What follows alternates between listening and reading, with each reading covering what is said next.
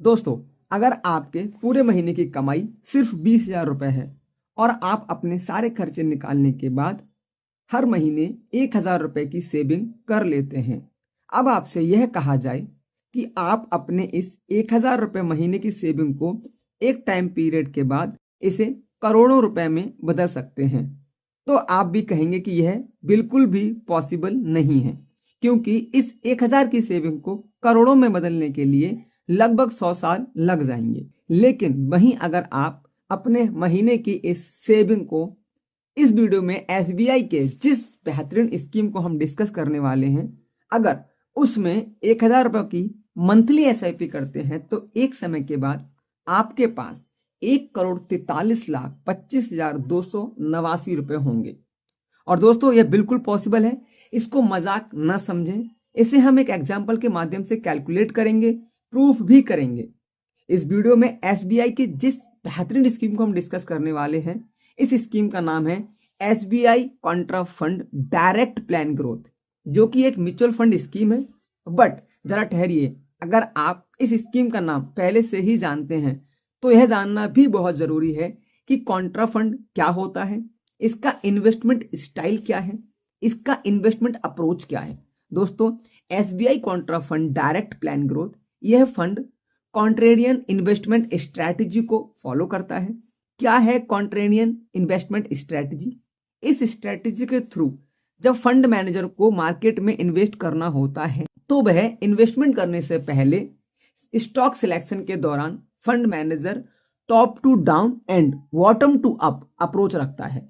इसका फायदा यह होता है कि जब कोई स्टॉक कंपनी बुरा परफॉर्मेंस कर रही होती है, अपने बॉटम पर ट्रेड कर रही होती है और फंड मैनेजर को लगता है अपने रिसर्च एंड अपने एनालिसिस के हिसाब से यह स्टॉक फ्यूचर में बेहतर परफॉर्मेंस करेगा, तो इस तरह के स्टॉक्स का ग्रोथ पोटेंशियल ज्यादा होता है, जिससे फंड मैनेजर कम समय में ही इन्वेस्टमेंट करके ज्यादा प्रॉफिट बना पाता है। और जिन जिन लोगों ने इस फंड में पैसा डाला हुआ होता है उन लोगों को भी अच्छा खासा प्रॉफिट होता है।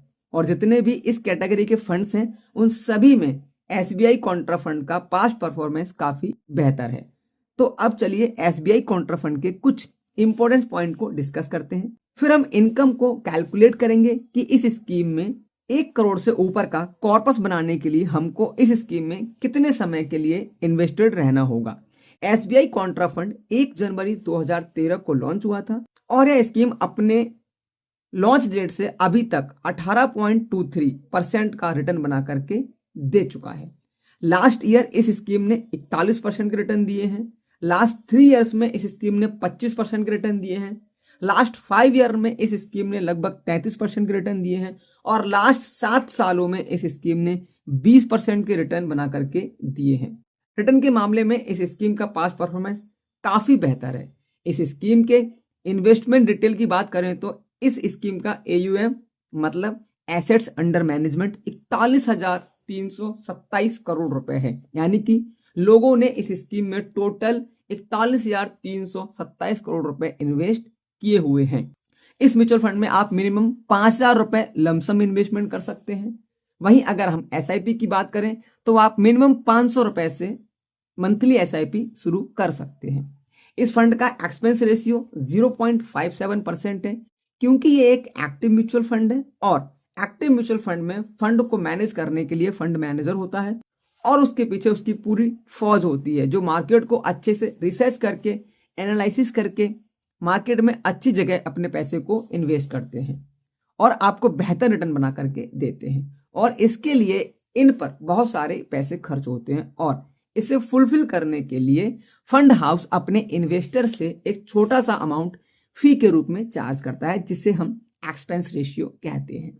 इस स्कीम का एग्जिट लोड 1% है। अगर आप 1 साल से पहले अपने फंड को विड्रॉवल करते हैं तो आपको 1% एग्जिट लोड देना होगा। अगर हम स्टॉक होल्डिंग की बात करें तो इस स्कीम के पोर्टफोलियो में HDFC bank, Reliance industry, GAIL India, Kotak bank, SBI, Tech Mahindra, Tata steel, ONGC, ICICI, Axis bank और भी बड़ी बड़ी कंपनियों में अपना होल्डिंग ले रखा है।